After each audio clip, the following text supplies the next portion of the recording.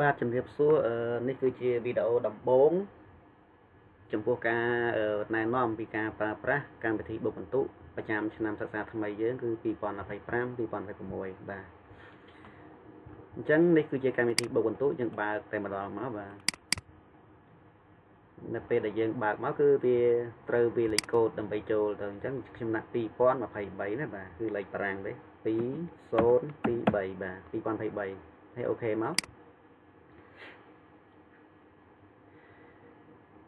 បាទអូខេមកពេលនោះគឺយើងមើលទៅកាន់ទំព័រដើមបាទអញ្ចឹងកន្លែងនេះប្រសិនបើវាបង្ហាញធំផ្ទាំងធំគឺយើងត្រូវឲ្យធ្វើឲ្យវាបង្ហាញតែ sheet ទេបានទេបាទអញ្ចឹងមកនេះមកខ្ញុំប្រើ2024នេះបាទអញ្ចឹងមកដើម្បីឲ្យវាលាក់ទៅតូចចឹងមកឲ្យដើម្បីបង្ហាញដល់ក្រោមនេះបាទមកដល់កន្លែងនេះគឺយើងមើលមាននេះគឺជាបន្ទុកខែប្រចាំឆមាសទី1ខាងស្ដាំនេះបន្ទុកខែប្រចាំឆមាសទី2ក្នុងខែហ្នឹងវាមានវត្តមានមានចំណាត់ថ្នាក់មានតារាងកិត្តិយសហើយមានអីច្រើនទៀតនៅក្នុងតារាងផ្សេងៗប៉ុន្តែខ្ញុំអត់ទាន់ចុចទេបាទអញ្ចឹងដល់ពេលដែលមកដល់កន្លែងហ្នឹងដំបូងឡើយគឺយើងកុំតាន់មើលអីយើងមើលទៅកាន់បំពេញការបរិច្ឆេទថ្ងៃជប់សម្រាប់ប្រចាំឆ្នាំសិនបាទអញ្ចឹងយើងចុចមើលកន្លែងហ្នឹងមកនេះមកដល់កន្លែងនេះដោយសារតែខ្ញុំបំពេញឲ្យរៀបរាល់ហើយសម្រាប់ឆ្នាំនេះណាតែបើឆ្នាំក្រោយៗទៅយើងអាចមកកែកន្លែងការបរិច្ឆេទនេះកន្លែងស្ដាំនេះអញ្ចឹងខ្ញុំដាក់ឆ្នាំចាស់បាទ2025ចុងឆ្នាំយើងហ្នឹងនេះថ្ងៃបុណ្យអុំទូកអញ្ចឹងមានថ្ងៃទី4ទី5ទី6ហើយមួយទៀត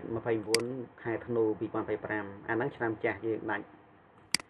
ដល់ឆ្នាំថ្មីនេះចាប់ពីថ្ងៃទី1មករា2026ទៅនេះអញ្ចឹងចូលឆ្នាំសកលគឺថ្ងៃណាថ្ងៃទី1ដល់ពេលឆ្នាំក្រោយៗទៅអក្សរនេះមិនបាច់ដូរទេវាដូចតែគ្នាទេណាបាទយើងដូរតែខាងនេះខាងចុងនេះទៅសេឲ្យនេះមកដូចយើងចុចវាលើហ្នឹងយើងពេញបាននេះហ៎នេះចឹងយើងដាក់អាហ្នឹងមកនេះដល់ពេលលើបាកងតូចនេះវិសមការតូចចាប់ពីថ្ងៃណា7ខែ4 2026ដល់ប្រហែល7 8 9រហូតដាក់រាល់ថ្ងៃចឹងមកណារហូតដល់ថ្ងៃ19ខែ4អាហ្នឹងយកអស់តូចហើយអញ្ចឹងបើសិនណាមានឈប់អីផ្សេងទៀតនេះខ្ញុំទុកពេលនេះទុកកន្លែងឲ្យទៅសេបញ្ចូលឲ្យទៀតនេះសំខាន់ទៅសេបញ្ចូលហើយដាក់ការបរិច្ឆេទតមកបើសិនណាមានតែដូចជាអត់ទេខ្ញុំបានពេញឲ្យរៀបរាល់ណាកន្លែងហ្នឹងបាទអូខេអញ្ចឹងដល់ពេលដែលយើងបំពេញកន្លែងហ្នឹងហើយមកយើងចេញទៅវិញមកទំព័រដើមអញ្ចឹងអាថ្ងៃឈប់ហ្នឹងវានឹងចូលមកកាន់នេះបជីវត្តមានសិស្សនេះបាទនេះយើងខែមករាអញ្ចឹងនេះវត្តមាននេះឥឡូវយើងមើលវត្តមានខែវិច្ឆិកានេះខ្ញុំដាក់ខែ11 2025បាទអញ្ចឹងយើងឈប់មិញនេះបន្តទុកនេះថ្ងៃទី4ទី5ទី6ឃើញទេខៀវៗហ្នឹងណាបាទចាអាក្រហមនេះគឺថ្ងៃអាទិត្យទេអាហ្នឹងវាជាថ្ងៃឈប់ធម្មតាថ្ងៃអាទិត្យហើយប្រសិនបើយើងឈប់មួយថ្ងៃយើងក៏ហមមួយថ្ងៃអាទិត្យ1 2 3 4 5យើងខែ11ហ្នឹងប៉ះថ្ងៃអាទិត្យ5ថ្ងៃហើយថ្ងៃបន្តទុកមួយថ្ងៃ3ថ្ងៃទៀតណាអញ្ចឹង4 3 មក5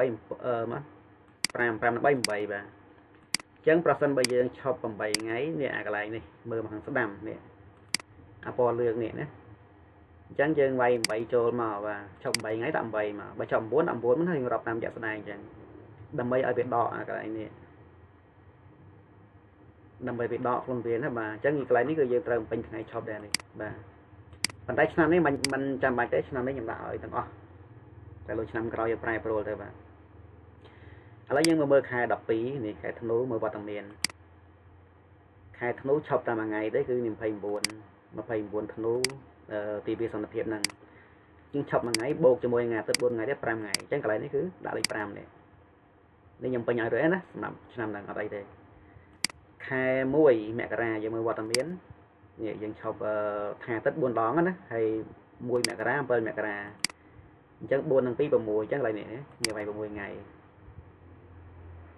អានេះអាចចុចជ្រើសបានតែដោយសារខ្ញុំដាក់ឲ្យហើយឆ្នាំហ្នឹងខែ2នេះកុម្ភៈយើងមើលខែ2អត់មានឈប់ទេណាខែ2មាន28ថ្ងៃឈប់តែថ្ងៃអាទិត្យ4ថ្ងៃទេអញ្ចឹងលេខ4នេះ24ហ្នឹង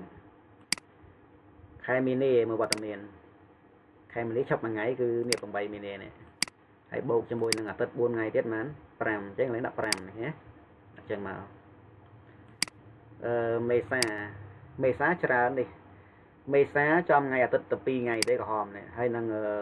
វិសមការតូចពីថ្ងៃ7ដល់ថ្ងៃ19អញ្ចឹងរាប់ទាំងអស់មកខ្ញុំរាប់ឃើញតែ15ថ្ងៃអញ្ចឹងដល់15នេះដាក់ឲ្យរួចហើយណាបាទឧសភាវត្តមានឧសភាឈប់1ឧសភាឈប់5ឧសភាឈប់14ឧសភាបាន3ហើយបូកនៅក្រហម5ទៀត8អញ្ចឹងនេះមាន8នេះ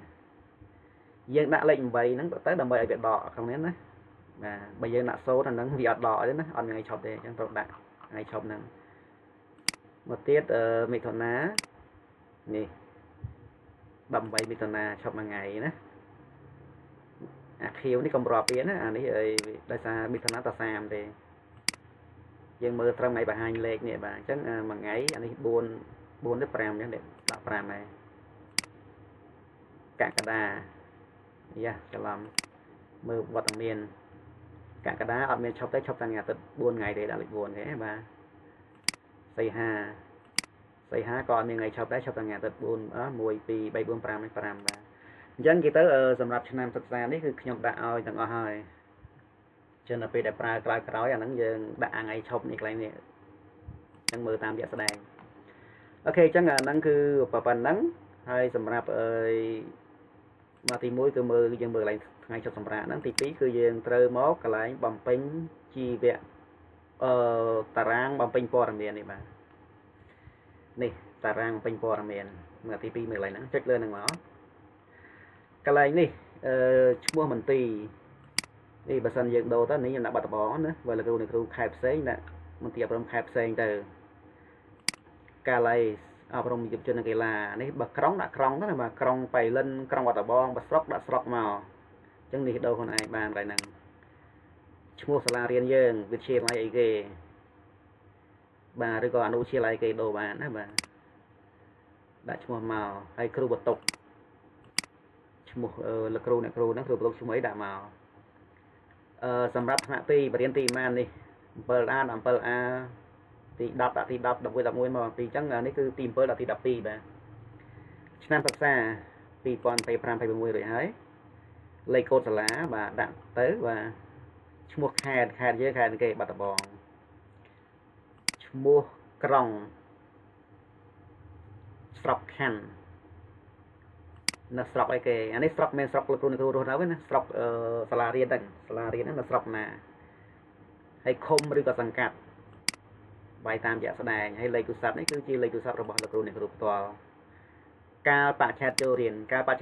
ដាក់ថ្ងៃដំបូងបាទនេះខ្ញុំដាក់ថា1វិច្ឆិកា2025ហើយវិទ្យាល័យអាចដូរបាននេះពីចុយសែនដងណាលោកគ្រូអ្នកគ្រូអាចកែបានវិទ្យាល័យយើងថ្ងៃឈ្មោះវិទ្យាល័យហ្នឹងប៉ុន្តែថ្ងៃទីមិនដាក់កែទេអាហ្នឹងបាទខាងក្រោមខែក៏ដាក់ខែមិនកែទេខ្ញុំត្រូវអស់ណាបាទបន្ទាប់ពីហ្នឹងហើយយើងមកមើលខាងស្ដាំអានេះគឺបន្ទុកខែយើងខែវិច្ឆិកាអញ្ចឹងកន្លែងនេះកន្លែងកឡោននេះគឺខ្ញុំដាក់ខែសម្រាប់នេះសម្រាប់បុកបន្ទុកអាខាងអក្សរកឡោនជីនេះដូចគ្នាក៏ប៉ុន្តែបជីវត្តមានបាទចឹងបជីវត្តមានគឺយើងពេលខ្លះយើងគិតអត់ដល់ហ្នឹងទេឧទាហរណ៍ចាំថ្ងៃអាទិត្យអញ្ចឹងយើងត្រូវបជីវត្តមានយើងត្រូវបថយមកអញ្ចឹងមកអញ្ចឹងអានេះយើងដាក់2ទៅបាទអញ្ចឹងនេះអញ្ចឹងខែ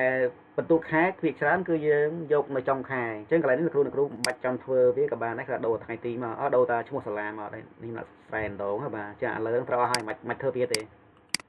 លោកគ្រូដូរតែឈ្មោះសាលាមកជាឡៃស្អីគេដូរទៅផ្សេងមកក្រៅពីហ្នឹងទុកវាដដែលទៅអាហ្នឹងបាទរហូតដល់ចុងនេះគឺនិយាយទៅមិនបាច់ប៉ះពាល់វាទេដូរតែឈ្មោះសាលាមកដូរតែឈ្មោះសាលាដែលមានឃើញឈ្មោះសាលាផ្សេងហ្នឹងដូរមកឲ្យត្រូវនឹងសាលាលោកគ្រូមកជាការស្រេចចឹងអាហ្នឹងប៉ុណ្ណឹងយើងមកតំពរដើមវិញអាហ្នឹងប៉ុណ្ណឹងហើយយើងមកមួយទៀតគឺយើងចូលទៅដល់កន្លែងបំពេញជីវប្រវត្តិសាស្ត្របាទក៏ប៉ុន្តែអាហ្នឹងចាំវីដេអូក្រោយទៅខ្ញុំដាក់វិញតិចក៏ពិបាកមើលបាទអញ្ចឹងវីដេអូនេះគឺប៉ុណ្ណេះសិនបាទអរគុណ